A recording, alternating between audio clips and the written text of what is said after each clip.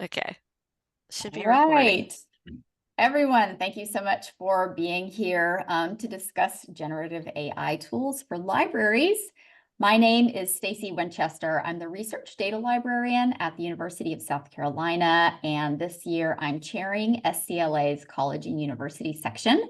I am so grateful to our panelists today from Clemson's libraries who are going to talk about various aspects of how they use AI in their libraries. I'm going to introduce our panelists in just a moment, but first a tiny bit of housekeeping. We are recording if you've just joined, so just please keep that in mind. And closed captioning has been enabled. You might be seeing closed captioning at the bottom of your screen. If that is something that you do not want to see, you should be able to click Hide Captions. I'm going to introduce our panelists now, and I will turn it over to them. Elias Talk is the Associate Dean for Teaching, Learning, and Research at Clemson University Libraries. As the AD, he provides leadership for his division, which is 30+ team members. And together they support library services, including information and digital literacy, data and research, open educational resources, digital scholarship, creative technologies, experiential learning, and emerging technologies. Chris Moore has been the systems librarian at Clemson for a year and a half. He's the administrator for Alma and Primo VE, which is one of the reasons that sparked his interest in implementing LibKey, which he'll be talking about today. Jennifer Groff is a liaison librarian in the Teaching, Learning, and Research Division of Clemson's libraries, where her primary duties include instruction, research services, and collection development for Clemson's College of Engineering, Computing, and Applied Sciences. She's also a Patent and Trademark Resource Center representative with the USPTO. And Anne Grant is the liaison librarian for history and geography and was named the strategic directions facilitator for Clemson Libraries in 2023. She also serves as the instruction coordinator, managing Clemson Libraries instruction program for both graduates and undergraduate students. These fine people are going to present to us about a few different things, and then we will open it up for Q&A. If we have chat open for everybody, then, if you have questions, please put them in the chat. I will be monitoring it. If chat is not available to you, put it in the Q&A and I'll be looking at that too. Let's let our presenters do their thing, and then we'll have plenty time for question and answer. All right, thank you so much.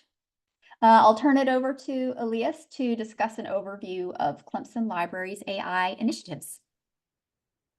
Thank you, Stacy. And hello and good morning, everyone. It's great to be here today, and we want to thank the SCLA College and University section for the invitation. So special thanks to Stacy Winchester and Chris Vitas.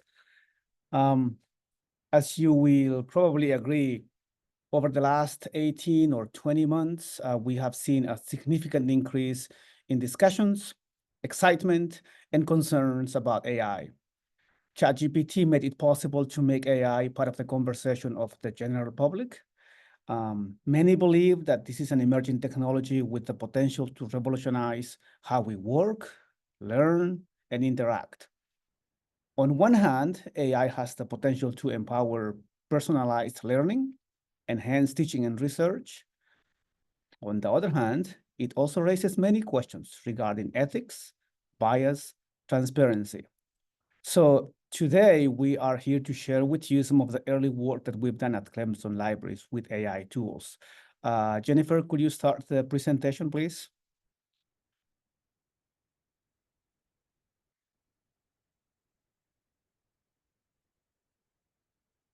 So we have some slides to share.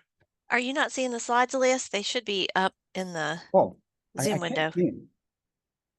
Okay, so Chris, are you seeing the slides? And Stacy? I'm seeing them. I can't see them. But if they're up, that's I can can go on. So I don't see the slides, but that's fine.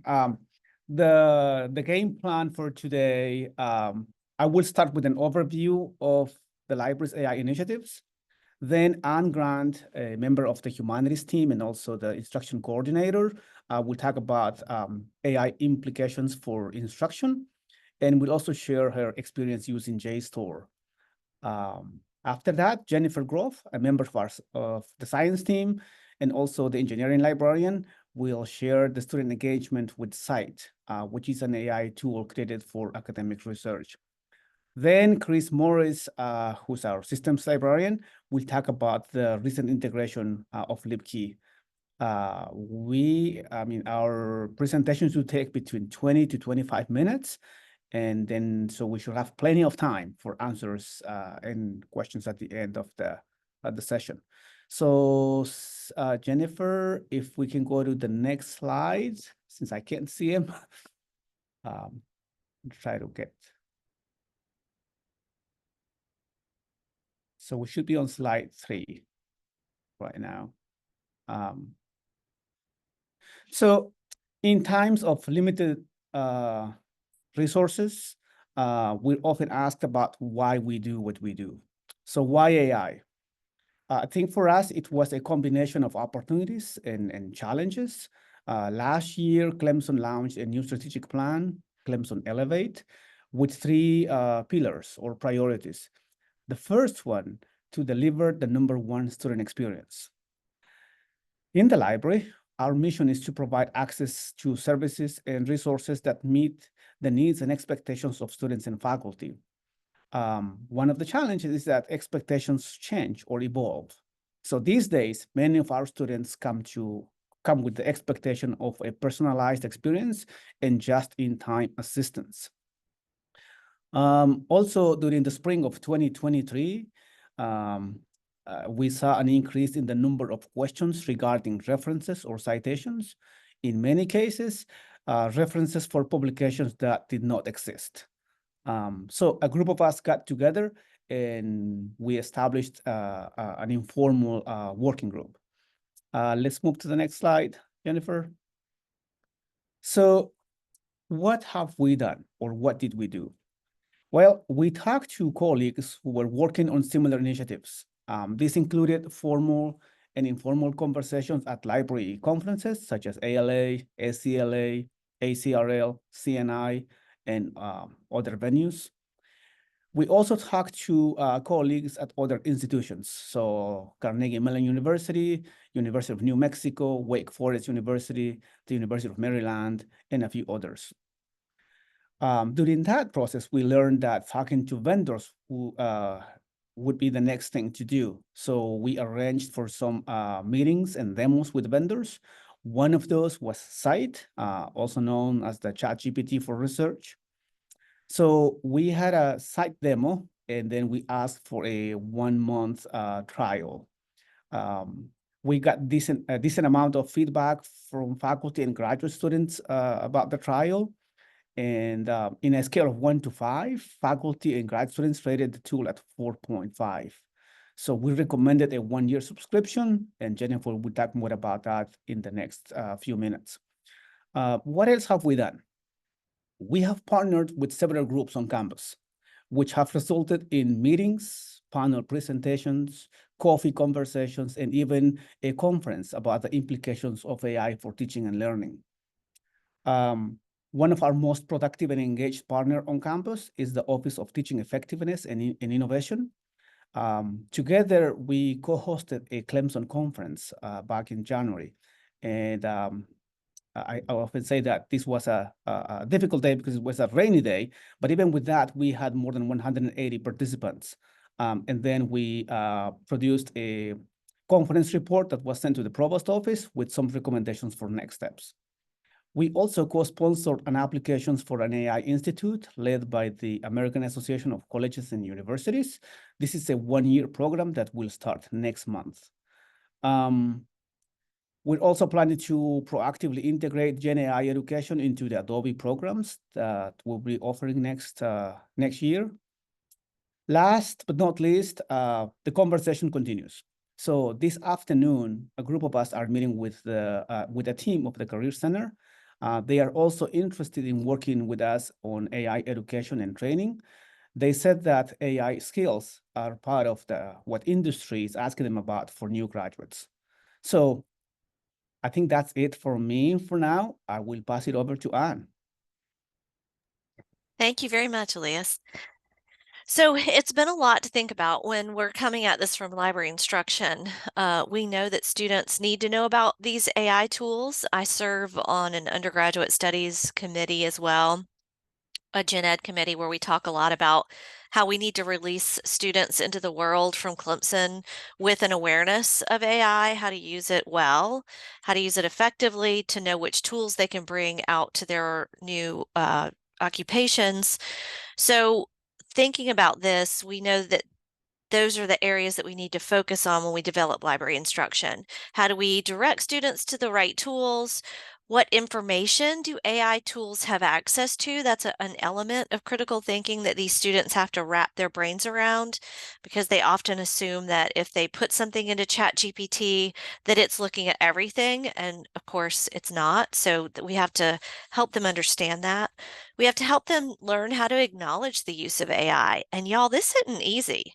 I've used AI a lot myself for different things, and it it feels like cheating even to me as an old person. So I can't imagine what it feels like to these students that they want to use it, they want to take advantage of it, but it feels dirty a little bit, like you're not doing it right.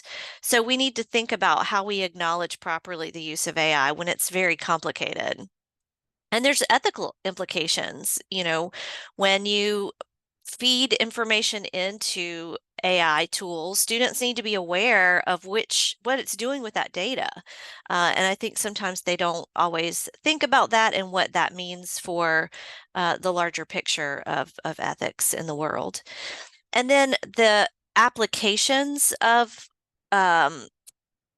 how we're going to do this. Like, we know that what they need to know, but then how do we make that happen?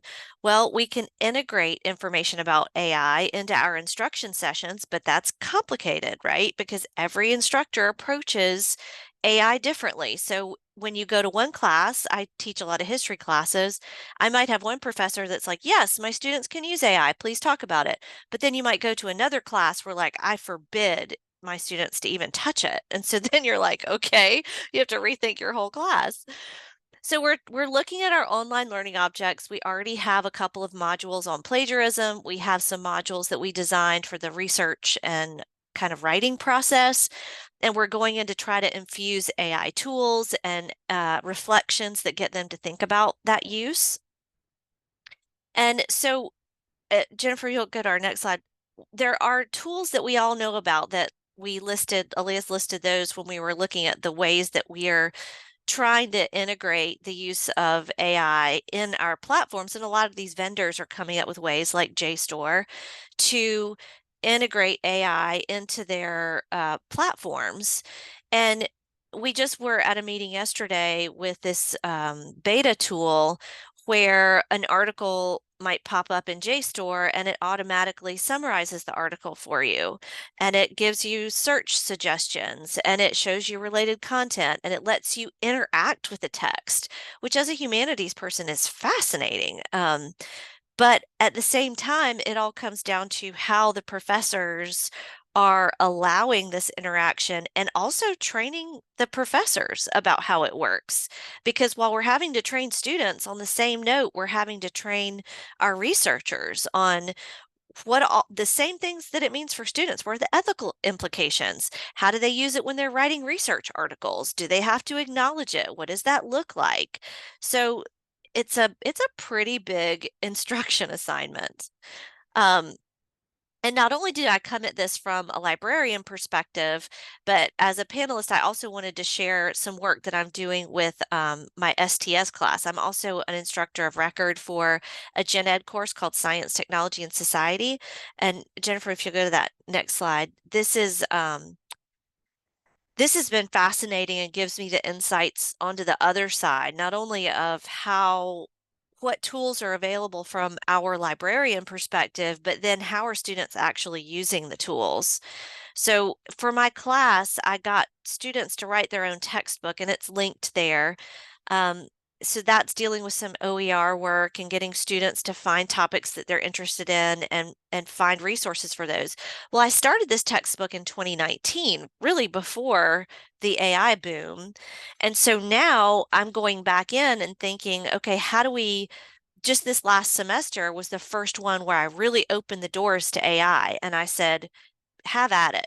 Use it however you want to. Use it to outline, use it to find sources, use it to write your chapter, but as long as you acknowledge it. And we all struggled with that. The students struggled with it. I struggled with it, trying to figure out how you acknowledge it. It seems straightforward, but it can be quite complicated. Because I liken it, again, because I'm an old person, to quilting. And it's like you take these little pieces of information and you kind of patch them together. But how do you describe that in an acknowledgement? If you use ChatGPT and asked it 4 questions and had a whole conversation with it, and then you used Scite AI and you had a whole other conversation, how do you articulate that in a neat little citation? It's quite complicated. The students have a very mixed reaction to it. Um, for example, I asked my students out loud, how would you guys feel about being able to use AI, no holds barred, as long as you acknowledge it? And out loud, they were like, yeah, that's awesome. It's great. It's so cool. But then I asked them to write a reflection that just went to me, like, how do you guys really feel about using AI?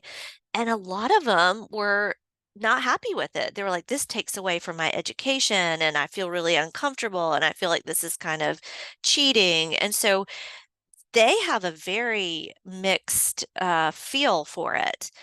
And along with these mixed feelings comes mixed results. The work that students produce when they're using AI is all over the place. Some of them use it really effectively and they acknowledge it really well.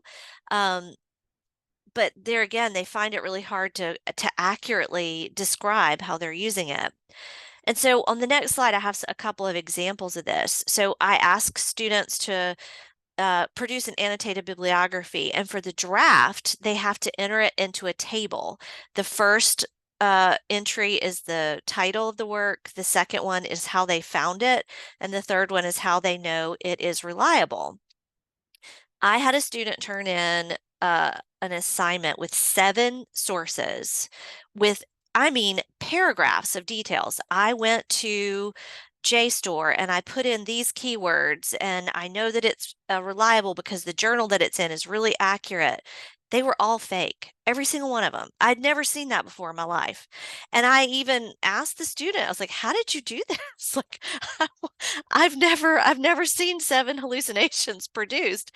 But y'all, the details were scary.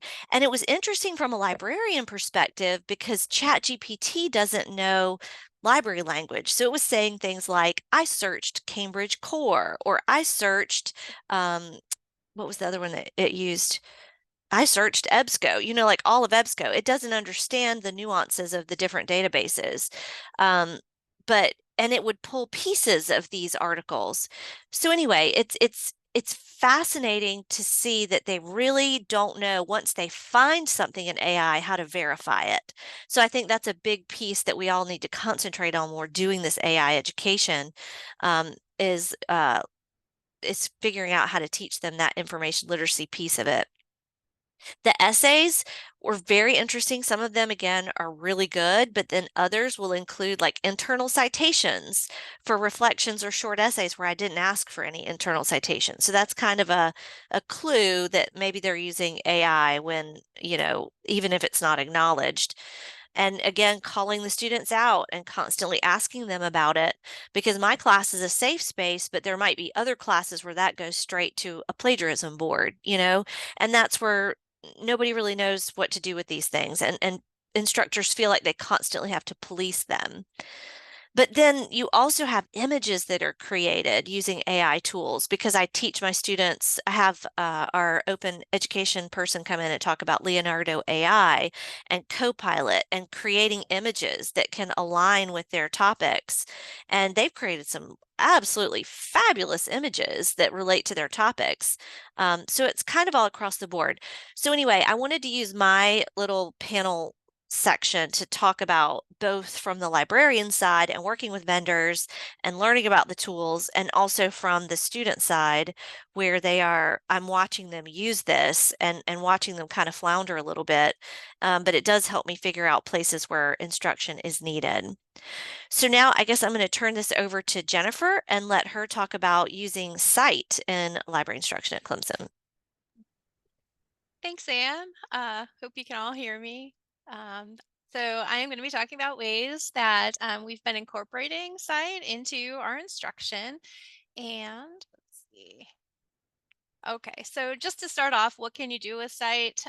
So from their website screenshot here, you can see that you can ask a question and get an answer backed by real research.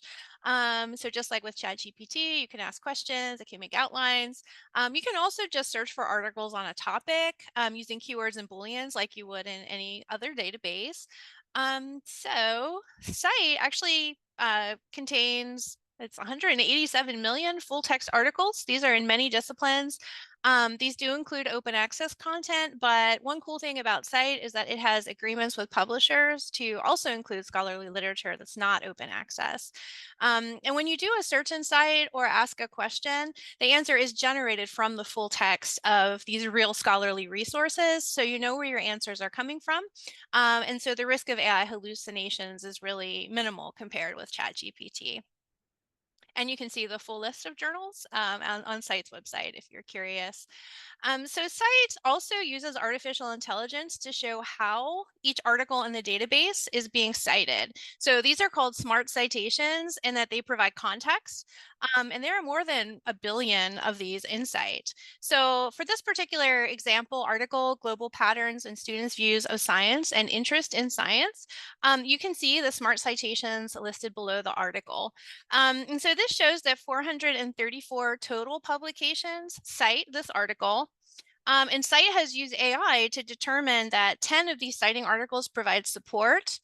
269 just mention the cited article, and 2 actually provide contrasting citation statements. And it's important to note these, the idea of supporting or contrasting doesn't mean just like a simple positive or negative sentiment.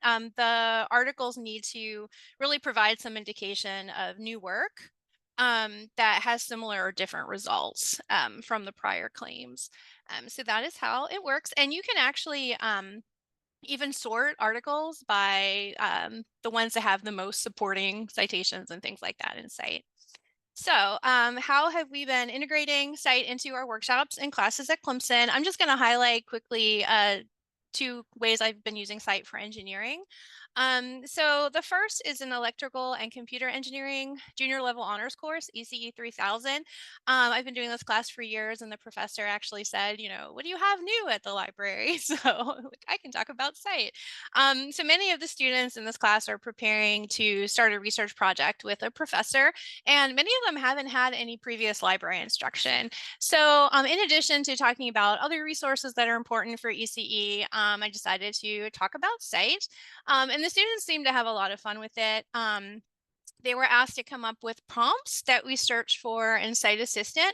And they based these off of other classes they were taking at the time. So the first was, why would you use a germanium semiconductor over a silicon semiconductor? And the second was, they asked for it to create an outline for a presentation about MOSFETs, which are a type of transistor. And I did not know that.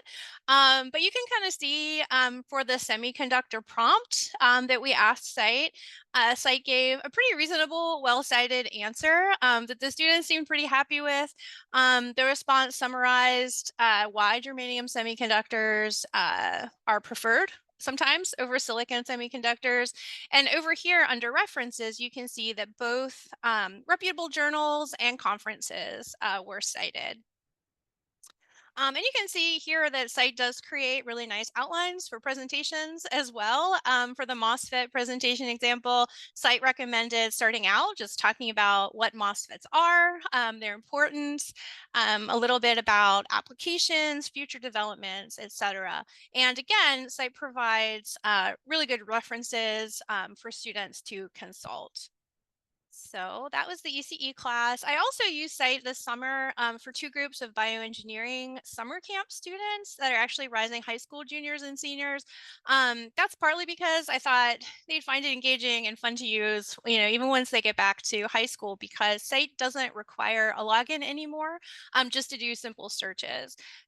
So these summer camp students have to give a presentation at the end of camp on a bioengineering topic. So we talked about PubMed and things like that, but also scite. These students, they were very excited to use some of the prompts that scite provides as examples. The first one was, how many rats live in New York City? The answer is really gross. It's like 2 to 8 million rats. But we also searched for some bioengineering topics as well. So that was good. And as Anne already talked about, when we talk with these students, we definitely make sure to talk about the advantages of scite over ChatGPT. The students all basically told me that they use ChatGPT pretty regularly, and we went into depth about acknowledging the use of their tools. Our former instructional designer, Roger Bishop, created a guide about scite where he talks about acknowledgements for AI tools. And I see that Stacy raised her hand. It's a different Stacy. Oh, hi. I don't know whichever Stacy, and I apologize, it's totally my fault. Whichever Stacy has their hand raised, if you're able to unmute yourself, please go right ahead. Oh, sure. Or do you want to save it for the end? We can always. That would be great too, if you want to Okay. ask afterward. Okay, sounds good. Alrighty, so let's move on. So besides engineering classes and the STS class that Anne mentioned, we did get requests for workshops from other departments as well. Our nursing librarian taught a class for nursing faculty about AI tools, and we've also taught some workshops for undergraduate courses in psychology and sociology. And so my colleagues Sally and Amanda incorporated scite into their discussions with these faculty and students. So other ways we've kind of been spreading the word about scite across campus. As Elias mentioned, there was a conference where my colleague Shelby Carroll and I presented about scite, and we talked to some faculty and got some, class requests from that conference. And many of us have been discussing scite during one-on-one consults with students and professors. So my colleagues who are art and architecture librarians and agriculture and forestry librarians told me that they've worked with students on use of scite. So it's not just engineering. We're trying to kind of get it being used across campus. We have been incorporating scite into some of our subject LibGuides as well. So you can see here, automotive engineering has a little blurb about scite at the top of the page. As mentioned previously, Roger Bishop, our instructional designer, created a great LibGuide that focuses on scite. And so Elias is going to talk now about usage. Elias, I have the slide up. Yes, I can see it now. Thank you. So a little bit about how students, faculty have used scite over the last year. The data on the slide is based on the stats that we had until last month, so the end of June. So out of the 544 active users, 42% are undergraduates, 33% graduate students, and the rest are faculty and staff members. As you can see, there is a diverse type of majors and departments using it. On the slide, we have also listed the top 5 from each of those groups. So from psychology, automotive engineering, teaching and learning, business administration to biolife and fishery biology. Next slide, Jennifer, please. And so on this slide, we have a chart that compares the user engagement between the summer trial, so June, July last year, the fall semester, and then spring or the first 6 months of 2024. So the assistant queries, which is very similar to the ChatGPT query box, is the most popular feature. As you can see, the number of queries or prompts has passed 9,000. So 7,000 queries during the spring semester.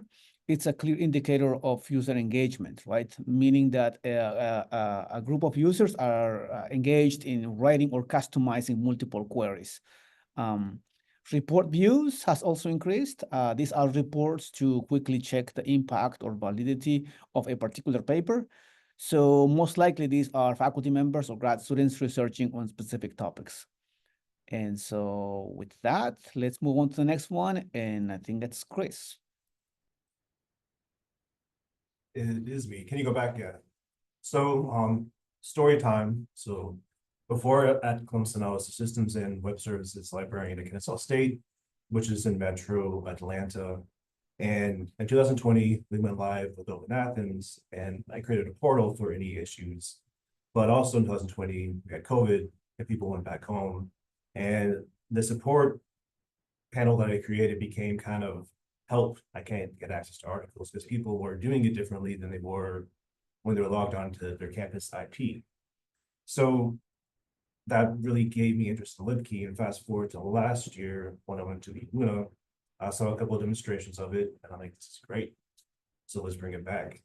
So really what it does, and there's a few different things I'll show you about LibKey, but it improves access to articles. Many times we search in Primo VE and wind up on a screen that kind of looks like this, where you have 5 options. Those of you who research a lot probably know what to do from here, but imagine a student gets here and they see all 5 options. They're like, well, which one do you pick? And sometimes they get the right one. Sometimes they get one that takes you to something completely different. Sometimes it doesn't work. So insert LibKey and next slide. All right, so basically what LibKey does, and there's a few things I'll point out here, is it's one-click access to articles. It's really good in Primo VE. You can put it in other discovery platforms such as ProQuest, EBSCO, and Google Scholar. But for this example, I'm going to show you Primo VE. So on the left, you see what it looks like before we put in LibKey discovery. So, you know, it's kind of plain. You click on the available online, and that takes you to the screen that I just showed you, and you have to pick the resource. Fast forward to Primo VE after LibKey discovery, and you see how much cleaner and better it looks. So click on download PDF. They have an algorithm that knows which journal works the best. It'll take you right to the journal. So one-click access. If you click on view issue contents, that takes you to Browsing, and it'll take you to the journal itself, which is nice because then you can find similar articles. You can browse different editions. So, you know, instead of just that one page we saw before, you get one-click access to the article, one-click access to the journal, and it really helps, you know, find resources, get to the resources quickly. And also, it's kind of small, but you notice that it has pictures of the journal. And the research said that once people see the pictures, it kind of helps people recognize that resource as something that they can trust. And it looks better than, you know, before LibKey, the little papers that are like floating in the wind somewhere. So it makes it look a whole lot cleaner. And I saw someone mention earlier in the chat about predatory. They do flag. I don't have an example for that, but if the resource has been pulled, LibKey will note that and say this resource has been pulled, and it'll give you a reason for it. So it helps detect that kind of stuff too. Next slide, please. So another thing that came with our LibKey suite is LibKey Nomad. And LibKey Nomad is a browser extension. So first you have to download it, but it connects users to your holdings wherever a DOI is found. So thinking about somebody that may be working from home or not on campus IP, and they search Google for an article or go directly to the vendor's page, they get something like this. You know, it does say right there, access to your institution, but sometimes that link doesn't work. It's asking you to pay for it. When you have LibKey Nomad installed, it recognizes that Clemson University or your university actually has access to the article. And this little link down at the bottom says article link. You click on that and it'll take you right to the article. And another good example too, like I mentioned, where we find DOIs is where LibKey Nomad will pop up. So I know I have before, sometimes you start some research on Wikipedia to see the citations that are linked. And what you would have to do is, oh, this article sounds interesting, plug it into the library catalog, see if you have it. But no, with Nomad install, it recognizes immediately that we have access to the article. So when you go to the citations, you see all the things that you can download. They were working on ebooks. This one ebook has a DOI, so it takes you to the ebook. But right now, it's mainly based on DOIs. So if the ebook has it, then great, you can get access to the ebook. Otherwise, they're working on finding a way to link also to ebooks, not just article journals. Next page. So just a couple of other things that we have. LibKey.io. You can search for articles by DOI or PMID. What I've been told, and I'm not sure we're using this yet because it's all still fairly new to us, but a lot of interlibrary loan requests, if you require DOI on the article request, it's easy to use this because you can just plug it in and it takes you right to the article. And another, one-click access. And also, I mentioned earlier that when you search the article, it can take you to Browsine. And Browsine is just a very nice catalog that has all the journals that you have based on subject. Really cool. It looks nice. It's a nice user interface. To me, that's always important. And I think that's all that I have. I'm glad to show demos if anyone wants anything. You're always welcome to reach out to me if you have questions about the implementation. It was a very smooth process, and I'm very excited about all these products. Thank you. Okay, thank you, panelists. That was really great. All right, so we've got a good bit of time for discussion, questions, and answers. Again, please feel free to type your question in the chat or in the Q&A, or raise your hand. We do have one question right now. A participant asks, if scite is based on open access, how and publishers, open access journals and publishers, sorry, how do we weed out predatory journals? I mean, I guess I can start. I think predatory journals do kind of find their way into a lot of different resources, and scite is definitely aware of predatory publishers, and they've written some blog posts and articles about it. And as Chris Morris mentioned, scite and that badge, that smart citation that you find below each article in the database, there are ways where they can add editorial notes. So if articles have been retracted or there's some kind of dispute, those can appear with the articles in the database. So I think they're doing their best to keep them out. But as you've mentioned, there's even some disputes over certain publishers and whether they are predatory or not. And so I think scite is on top of this and trying to keep those out as best they can. But I will say there are preprints in scite and things like that as well that aren't peer reviewed. There are ways to filter those out of your results if that's something you're interested in.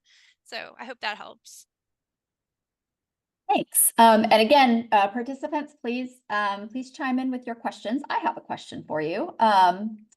Acknowledging that this is summertime and lots of our stakeholders in our communities are not on campus right now, what questions are you receiving from faculty or students about the use of AI? Or if you're not currently receiving questions, like what questions do you anticipate? And I think we heard some of this from Anne, but what kinds of questions are you anticipating from your users about these tools? Well, I know we usually work with our English 1030 folks with providing sessions for their courses. And the facilitator or the organizer of English 1030 wants us to address as the library to the instructors, wants us to familiarize them with the tools and the questions and the ethical issues so that the instructors are familiar. Because like I said before, the instructors that she's encountered really feel like they have to spend so much of their time policing, is this AI? Is this not AI? And so she wants them to be familiar with the tools that are out there and trying to think about ways that they can create assignments that encourage critical thinking and the use of AI in different ways so that, again, we can train these students and help them to use the tools and identify the good tools so that when they go out into the world, they're better familiar. I don't know if that answers your question, but that's what come to mind for me. Yeah, wonderful. Thank you so much. And I for think me, I in was gonna addition to say, that, uh, we have heard about how can the libraries or the university provide campus-wide access to some of these tools? There are professors who have opened, the doors to students to use AI tools. An example is Midjourney. And the professor said, students who can afford this, they're doing great, right? They can do more, creativity is going up, but it's not always fair to expect that they have to pay one more thing. So is there an initiative at the campus level to provide equal access to some of the tools and also do some of the validation about their effectiveness? So that's part of the work that we have with OTAI, and yeah, it's a work in progress for sure. Thanks. and I was gonna say too, from talking to other libraries that have LibKey Nomad, they talk about what a great resource it is for getting buy-in from students and faculty to download it to the browser. It doesn't track anything, but people are worried about, always what's watching your information. So, trying to get students, faculty to buy into using these resources is another thing that, we have to talk about and look into going forward. Yeah, definitely. Okay, thank you guys. Another question that we have received. How have you been combating unethical use of AI by undergraduate students that have been over-reliant on AI programs such as ChatGPT? So for example, students that use AI to generate or produce projects or presentations or papers. Are professors or librarians or instructors at Clemson starting to use benchmark assignments to oversee usage? I think from the conversations I've heard at the university level, they're really struggling to articulate what is, how you mark or identify a violation of academic dishonesty because there's so many different levels. We just went to a presentation with a vendor. Elias, who was that? Grammarly. Yes, Grammarly. And Grammarly has a tool that they're working on that will be like a full disclosure so that you can see what students copied over from where and how they used it and how they edited it. So they're trying to figure out ways to identify it because tools like Turnitin, as we've seen in the literature, aren't always accurate and they can create false positives when it comes to identifying the use of AI and plagiarism. So there's a lot of struggle to wrap the policy brain around this that I've seen. But I'm by no means a be all end all. That's just what I've seen. The AI Institute that we will start next month, one of the goals for that group, and where we will have a member of every college, right, is to develop an AI guideline and best practices that can help faculty to do exactly this. Because as you said, Stacy, yeah, I mean, there is all over all kind of cases, and how do we provide the proper guidelines and training so that the use is within, the ethics of learning. Thank you. Another question. How are you guys being made aware of new AI features in subscription databases? So is there a point person at Clemson who's watching out for new tools that are popping up in the databases? Or do you discover them as they are released? Or are individual liaison librarians receiving the information, or is it some kind of combination of those things? I guess I can address that to start off. I think like individual liaisons are like trying to keep up with new tools, especially in like their subject areas. Like you know, as engineering and science librarian, we've talked a lot about like Scopus AI. We've talked about, you know, Web of Science has a new AI tool that's in beta form. So, you know, just attending webinars and just like kind of learning how those tools work. I know our acquisitions group is working on maybe getting us added as like beta testers or users of some of these resources. So we definitely try to keep up that way. Um, yeah, so maybe Elias or Anne have comments as well. Yeah, I think it's a combination of some of us being out there and talking to others about what they're doing, but also we get, as I'm sure many of you get, emails from vendors like, "Hey, we have this new product. Are you guys interested?" Right? And so we are a bit careful with that, and we talk to each other like, "Well, what do you think? Should we talk to them? Should we arrange for a demo?" Right? And so it's yeah. Um, it's ongoing. And also I put a link in the chat for the university AI guidelines and policy that's in review now. We would like to include a bit more about AI literacy in there. It's a work in progress again. Thank you. Okay, what have been your experiences with your own students or patrons toward the quality of searches with generative AI tools versus searches within discipline-specific databases like Google Scholar? Sorry, versus Google Scholar, not like Google Scholar. Do I need to reread that?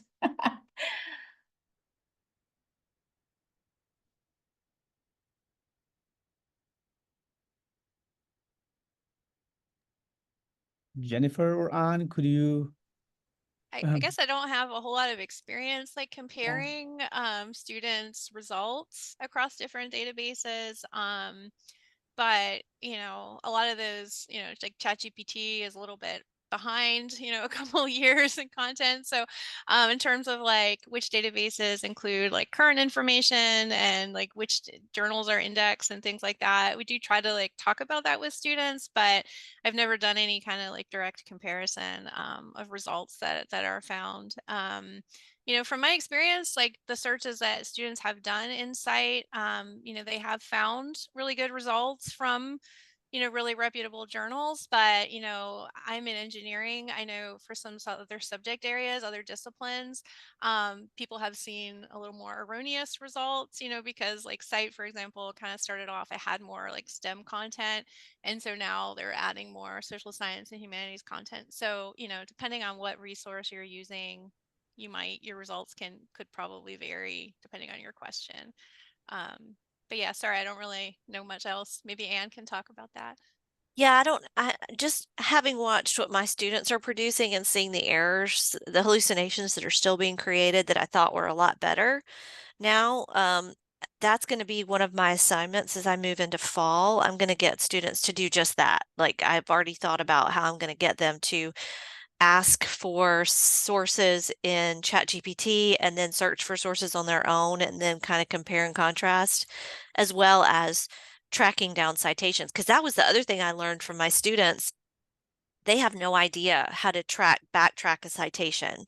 So if they get the citation, a lot of times because they're existing in such a format agnostic world where it doesn't seem to matter if it's a book chapter or an article or a website, they really struggle with identifying what exactly a citation is telling them. So I've tried to do some work with them to identify what a citation means and then how you figure out if it's accurate or not. So, but that doesn't answer your question at all. So I went off on a sidetrack. Well, thank you. I agree. I've heard that time after time from librarians. Last Students week, don't know what the citation means. Sorry, Elias, go right ahead. Last week, we had a meeting with two representatives from Microsoft because in late spring, we learned that anyone with an Outlook account can have access to Copilot. So we want to also help with some Copilot awareness and education next year. So they said that Copilot can be the new Google, right? The new way of searching, conversational searching. So the question was, so how do you create an equivalent of Google Scholar? And so the answer was like, well, not sure about right now. And I mentioned this only because yesterday, in Inside Higher Ed, there was an article about Microsoft buying Taylor and Francis, I think, content. So yeah, who knows? Yeah. All right, thank you. Kate Boyd asks, I saw Amazon recognition on a slide. What is that? Is it transcribing or OCR?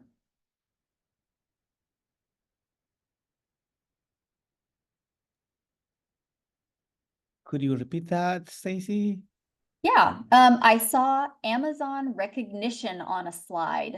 Not sure whose slide it was. What is that? So that was mine.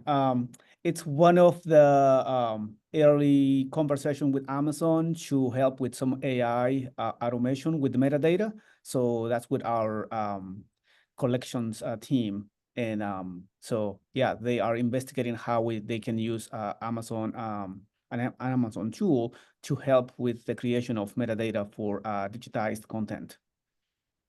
Thanks. Okay, we've got another question from the chat. Is is Clemson exploring development of local or private language models to use with GenAI tools? If you are a Microsoft institution, do you encourage the use of Bing Copilot with campus credentials for using institutional content? So we will help with the education of Copilot at the mid-tier level. I think the question might be for the enterprise version where they can analyze your data in OneDrive, in Outlook, and all their Microsoft suite.